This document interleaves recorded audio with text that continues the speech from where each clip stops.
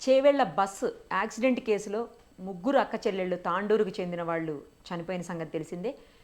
అదే సీట్లో అంటే వాళ్ళు కూర్చున్నటువంటి కరెక్ట్గా బ్యాక్ సైడ్ సీట్లో వినయ్ అని ఒక లెక్చరర్ ఉన్నారు. ఆయనకు కూడా దెబ్బలు తాకాయి. ఒక్కసారి మనం లైవ్ కాల్లో ఆయనతో మాట్లాడదాం. వినయ్ గారు నమస్తే అండి. నమస్తే అండి. వినయ్ గారు, ఏం జరిగిందండి? మీకు ఎక్కడ దెబ్బలు తాకాయి? మీకు ఎలా ఉంది ఇప్పుడు? అసలు ఫస్ట్ మీ గురించి చెప్పి తర్వాత ఏం జరిగిందో చెప్పండి. సో నాకు 2 కాళ్ళకి కూడా ముందున్న సీట్ వచ్చేసి నాకు కాళ్ళకి తగలడం వల్ల నా 2 కాళ్ళకి కూడా గట్టిగా ఏం ఫ్రాక్చర్స్ కాలేవు కానీ ఇంజురీస్ అయినాయి. ఇంజురీస్ అయితే అయినాయి. మ్మ్. సో నేను మొన్న హాస్పిటల్లో అడ్మిట్ అయ్యి నిన్న డిశ్చార్జ్ అయినా. ఓహోహో, ఓకే. ఆ, ఎన్ని రోజులు రెస్ట్ అండి మీకు ఇంకా? డాక్టర్ అన్నారు ఒక 3-4 డేస్ రెస్ట్ తీసుకోండి, ఓకే. ఇంకా పెయిన్స్ అనేవి ఉన్నాయి. లెఫ్ట్ హ్యాండ్ కి కూడా తగిలింది, ఆ చెయ్యి పైకి లేవడానికి రావట్లేదు అసలు, ఓ, అందుకే హోల్డ్ మీరు చేయడానికి హ్యాండ్ రావట్లేదు. మూమెంట్ రిస్ట్రిక్ట్ అయినట్టుంది. ఓకే. అదే. ఏం జరిగిందండి వినయ్ గారు? ఆ రోజు మీ ముందే ఉన్నారంట కదా, ఈ ముగ్గురు అక్క చెల్లెళ్ళు, ఈ సాయి ప్రియ, తర్వాత తనూజ, నందిని, ముగ్గురు చనిపోయారు తాండూరుకు సంబంధించిన అసలు వాళ్ళు. అసలు అది పాపం అండి, వాళ్ళకి చాలా ఘోరం అసలు. అవును. ఇద్దరు అక్క చెల్లెళ్ళు నా ముందు సీట్లో కూర్చున్నారు. ఆ, ఇంకొక అమ్మాయి ముందు సీట్లో కూర్చుంది, సెకండ్ అంటే నాకన్నా ముందు సెకండ్ సీట్లో కూర్చుంది. ఓకే. అసలు పాపం వాళ్ళకి మీరు చూసినట్లయితే ఏ దెబ్బలు తగలలేవు. కాకపోతే ఆ కాంక్రీట్ అంతా కూడా మీద పడడం వల్ల వాళ్ళకి ఊపిరి ఆడకుండా చనిపోయినట్టు అనిపిస్తుంది పాపం. చాలా దారుణం అండి అసలు. అసలు అసలు ఆ సంఘటన అన్ని తలుచుకుంటేనే కొంచెం భయంగా అవుతుంది. వాళ్ళ పరిస్థితి మరి ఎవరికి రావద్దని కోరుకుంటున్నాను. ఎలా జరిగిందండి ఆ రోజు? మీరు ఎక్కడెక్కారు, ఎక్కడికి వెళుతున్నారు, అసలు ఏ టైంకి అయింది మీకు? ఎలా అంటే ఆ టైంలో ఏమైనా నేను జర్క్ లాగా వచ్చినట్టు అనిపించిందా, లేకపోతే ఎట్లా అనిపించింది? అసలు మీరు మెలకువతోటే ఉన్నారా? నేను మన్నెగూడలో కొంచెం నాకు మెలకు వచ్చింది. మ్మ్. దాటిన తర్వాత కొద్దిసేపటికే కదా, మన్నెగూడ దాటిన తర్వాత ఒక 10 మినిట్స్ అట్లా అవును. ఇంద్రారెడ్డి నగర్ దాటగానే ఫాస్ట్ గా వచ్చి కొట్టాడు. యాక్చువల్ గా ఆ మార్నింగ్ టైంలో ఫాగ్ ఉంటది కదా, ఆ అవునండి. మంచు వల్ల నేను మేలుకు వచ్చే వరకు మొత్తం బస్ అంతా కూడా ఆ కాంక్రీట్ లో ఉన్న దుమ్ము అంతా కూడా మా మీద పడింది. ఆ కాంక్రీట్ అంతా కూడా నా మీద పడింది. అయినా కూడా ఏదో మెలకు వచ్చి నేను లేచి నించున్నా. మ్మ్. నా కాళ్ళంతా కూడా కాంక్రీట్లు ఇరుక్కుపోయినాయి. ఓ. ఆ ఆ కాలు పైకి తీయడానికి ట్రై చేస్తే రాలేదు మళ్ళీ. మ్మ్. కొద్దిసేపటి తర్వాత కాలు బయటికి వచ్చింది, ఆ పక్కన కిటికీ కనిపించింది, దూకేసిన. ఆ దూకగానే పక్కన కండక్టర్ ఇంకో కొంతమంది పిల్లల్ని కూడా బయటికి లాగిన నేను. నాతో పాటు ఇంకొక ఆయన ఉండే, ఆయన అద్దాలన్నీ పగలగొట్టాడు. తర్వాత అటు సైడ్ చూస్తే మొత్తం మనుషులు ఎవరు కనిపించలేదు, మొత్తం కాంక్రీటే ఉంది లోడ్ అంతా. మీరు ఏ సైడ్ కూర్చున్నారండి? లెఫ్ట్ సైడ్ కూర్చున్నారా, డ్రైవర్ సైడ్, బ్యాక్ సైడా? డ్రైవర్ డ్రైవర్ బ్యాక్ సైడే కూర్చున్నాను, 6th సీట్ లో కూర్చున్నాను. Sixth seat. Okay, okay. ఆ, వీళ్ళు ఈ అమ్మాయి వాళ్ళు నంబర్ 5లో 4లో కూర్చున్నారండి? నంబర్ 5 నంబర్ 4 లో కూర్చున్నాను. నంబర్ 5 లో ఇద్దరు కూర్చున్నారు, నంబర్ 4 లో ఒకరు కూర్చున్నారు. ఎప్పుడైతే కంకర పడిపోయిందో అదంతా కూడా, దాని కింద మనుషులు ఉండటం అదంతా మీరు గమనించారు అయితే? ఆ, గమనించాం. ఓకే. సో అక్కడ ఉన్న మేము మళ్ళీ బస్సు దిగిన తర్వాత కూడా కాంక్రీట్ బయటికి లాగడానికి ట్రై చేసినాం మళ్ళీ ఎక్కి. ఆ, అయినా కూడా లారీలో ఉన్న కాంక్రీట్ అంతా కూడా కిందికి జారుతూనే ఉంది అది. ఆ, ఇప్పుడు ఈ ముగ్గురు అమ్మాయిలు ఉన్నారు కదండి, సిస్టర్స్ ముగ్గురు, వీళ్ళు ముగ్గురు కాంక్రీట్ లోపల ఉండిపోయారా?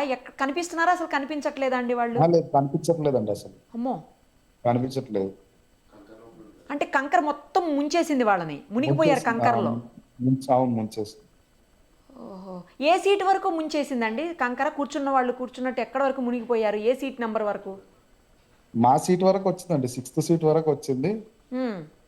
అదృష్టవశాత్తు నేను బయటపడ్డాను. అదే కదా. ఆ సైడ్ అండి, లెఫ్ట్ సైడ్? లెఫ్ట్ సైడ్ లో ముందు సీట్లు అన్ని కూడా ఆ లారీ వచ్చిన ప్రెజర్ తో ఆ సీట్లు అన్ని జరిగి ఈ సీట్లకు తగిలింది. ఆ ముందు సీట్లలో ఎక్కువ కాంక్రీట్ అయితే రాలేదు, డ్రైవర్ సీట్ దగ్గర కాకుండా. ఓకే. ఎక్కువ స్పీడ్ లేకుండా నార్మల్గానే ఉందా అండి, లేకపోతే ఎక్కువ స్పీడ్తో ఓవర్లోడెడ్ అయ్యి ఉందా అసలు బస్సు? బస్సులో నార్మల్ గా లోడ్ అయితే ఉంది కానీ స్పీడ్ గా అయితే వెళ్ళట్లేదు ఆయన. ఆహా. మేజర్ గా రోడ్లు కూడా అసలు చాలా దారుణంగా ఉన్నాయి కదండి.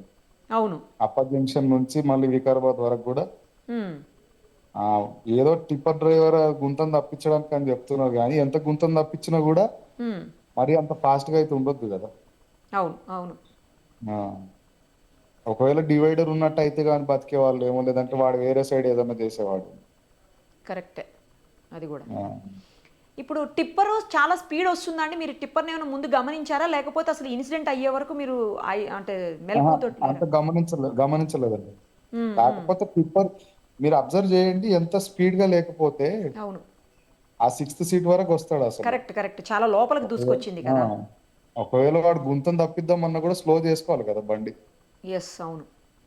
ఆ, కంట్రోల్ కానంత స్పీడ్లో ఉంది మొత్తానికి. ఆ స్పీడ్ లో ఉన్నాడు. ఒక చిన్న పాప, ఒక తల్లి, ఇద్దరు చనిపోయారండి. వాళ్ళని ఏమన్నా చూసారా అవునవును. మీరు ముందు బస్సులో? చూశానండి, నేను చూశాను. వాళ్ళు ఏ సీట్లో ఉన్నారండి? వాళ్ళు సెకండ్ ఆర్ థర్డ్ సీట్ లో కూర్చున్నట్టున్నారు. Same driver సైడేనండి? ఆ డ్రైవర్ సైడే కూర్చున్నారు పాపం. అది ఎక్కువ డ్రైవర్ సైడ్, బ్యాక్ సైడ్ ఉన్న వాళ్ళకే ఎక్కువ. ఉన్న వాళ్ళకి ఎక్కువ డ్యామేజ్ అయింది. ఆ, కొంతమంది ఏజ్డ్ పర్సన్ కూర్చున్న వాళ్ళు, వాళ్ళకి మరి భయానికో దేనికో కానీ ఉమ్. లెఫ్ట్ సైడ్ లో కూర్చున్న వాళ్ళకి కూడా ఇంజురీస్ అయింది బాగా. సడన్ గా దెబ్బ అంటే ఇట్లా ఒకదాన్ని ఒకటి గుద్దుకునేసరికి మీకు మీకు తెలిసింది ఇట్లా అయ్యిందని. అప్పటిదాకా అవునండి. అబ్జర్వ్ చేయలేదేమో. లేదండి. ఆ కాంక్రీట్ నన్ను కూడా హాఫ్ వరకు వచ్చింది నాకు. ఉమ్. కాకపోతే మెలకు వచ్చి నేను కూర్చోకుండా పైకి లేచి నించున్నా. Okay, okay. కూర్చొని ఉంటే నేను కూడా మునిగిపోయానేమో. అదేలేండి. నించోగానే ఇంకా కాంక్రీట్ పడతానే ఉంది. కాలు బయటికి తీసి పక్కన కిటికీలో నుంచి బయటికి దూకాను, నేను ఇంకొక ఆయన. అద్దాలు పగలు కొట్టేసుకుని దూకేశారు. ఇటు రైట్ సైడ్ పగిలిపోయాయి, ఓహో. డ్రైవర్ వెనకాల. అటు సైడ్ అన్ని కూడా మేమే పగలు కొట్టినాం. మీరు లేచేసరికే ఈ అమ్మాయిల మీద మొత్తం కప్పేసి అసలు ఏం కనిపించట్లేదండి? ఈ ముగ్గురు అక్క చెల్లెలు ఏం కొంచెం కూడా కనపట్లేదు అసలు? నేను ఆ టైంలో అంత అబ్జర్వ్ చేయలేదండి. కాకపోతే కాంక్రీట్ అంతా కూడా బస్సులో పడింది. ఓకే. బస్సులో దిగిన తర్వాత ఒక 5 minutes కి చూసిన తర్వాత మొత్తం ఏం లేదు అక్కడ, మనుషులు కనిపించట్లేదు అసలు. మేజర్ గా డ్యామేజ్ జరిగింది అయితే ఆ కాంక్రీట్ వల్లనే. కాంక్రీట్ వల్లే, అవును. ఆల్మోస్ట్ 25 టన్స్ ఉన్నది, 20 టన్స్ వరకు ఇందులో డంప్ అయిపోయిందండి. పడిపోయింది, ఇందులో పడిపోయింది బస్సులోకి. పడిపోయింది. అది క్లియర్ చేస్తున్న కొద్ది కూడా ఆ లారీలో ఉన్న కాంక్రీట్ అంతా కిందికి జారుతానే ఉంది. జారుతూనే ఉందా మళ్ళీ ఇంకా కూడా? ఆ, అది అది మేజర్ గా ప్రాబ్లం అయింది అసలు ఓ. క్లియర్ చేయడానికి. ఓహోహో. హెల్ప్ చేయడానికి వచ్చిన వాళ్ళకి కూడా అదే మేజర్ గా ప్రాబ్లం అయింది. ఆ ఓకే. కాంక్రీట్ జారడం వల్లనే మేజర్ ప్రాబ్లం. కాంక్రీట్ లేకుండా ఉంటే అంతమందికి అవ్వకపోయేటిదేమోనండి కదా. ఇంత ఎక్స్టెంట్ లో అయ్యేది కాదు. ఇంతమంది ఇది అయ్యేవాళ్ళు గారు. ఉమ్, చాలా మంది సఫకేషన్తో కూడా చనిపోయిన పరిస్థితి ఉంది. మేబీ. ఏదైనా బ్యాడ్ లక్ అండి. మీరు దేవుడి దేవల అస్సలు బయటపడ్డారు. అస్సలు ఆ పరిస్థితి మళ్ళీ ఎవరికి రావద్దండి అసలు. అస్సలు, అవును, కరెక్ట్ మీరు అన్నది. ఆ, అసలు కింద ఆ, కింద హస్బెండ్ ఉన్నాడు, ఉమ్. పిల్లలతో ఉన్నాడు. పిల్లలకి ముక్కులో నుంచి బ్లడ్ వస్తుంది. బా.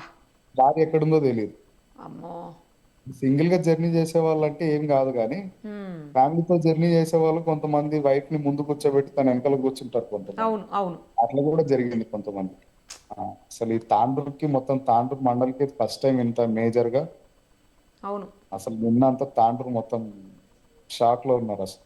చాలా దారుణం, చాలా చాలా దారుణం అసలు. టేక్ కేర్ అండి మీరు కూడా. విష్ యూ ఓకే అండి. స్పీడీ రికవరీ అండి. Thank you so much thank అండి. యూ థ్యాంక్ యూ అండి.